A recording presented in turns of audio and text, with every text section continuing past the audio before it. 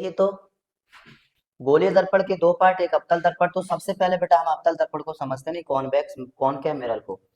तो हमने आपको अभी अभी बताया कि पी मतलब क्या होता है, पोल, और इसे ध्रुव कहते हैं, ठीक है। यहाँ पर ये सी होता है जिसे वक्रता केंद्र कहते हैं।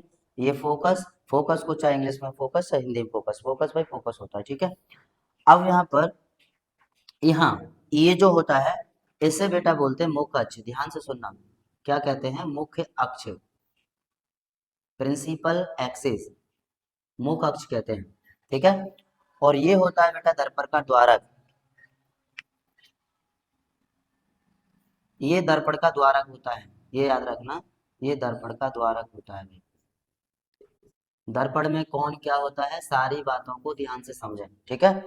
जब आप यहाँ पर समझ जाएंगे तो अपने आप आगे चल के इसके बारे में पूरा डिटेल समझ जाएंगे।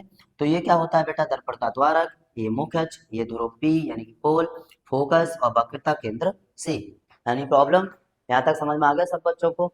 तो इसकी एक लाइन की परिभाषा लिख लीजिए, वह दर्पण जिसके उभरे हुए भाग पर पॉलिश होती है उसे अवतल दर्पण कहते हैं। बाकी प्रत्येक पॉइंट जिसका यहाँ पर लिखा हुआ है पूरा नोट कर लो आप लोग। उत्तल दर्पण बेटा अभी अभी हमने अवतल दर्पण को देखा, अब हम उत्तल दर्पण को समझते हैं।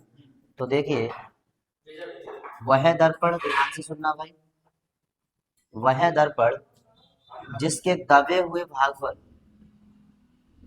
दबे हुए या अंदर वाले भाग पर पॉलिश होती है उसे उत्तल दर्पण कहते हैं। अब बेटा यहाँ पर समझोगे सेम वही होगा, ये पॉइंट ध्रुव होगा, ठीक है, बस अंदर की ओर फोकस हो जाता है,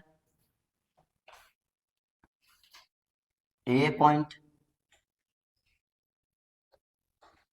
ध्रुव, फोकस,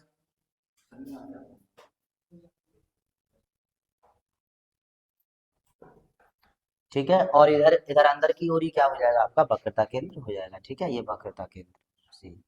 ओके, और इधर वस्तु रखी जाएगी, इधर क्या रखी जाएगी बेटा, वस्तु रखी जाएगी, बस।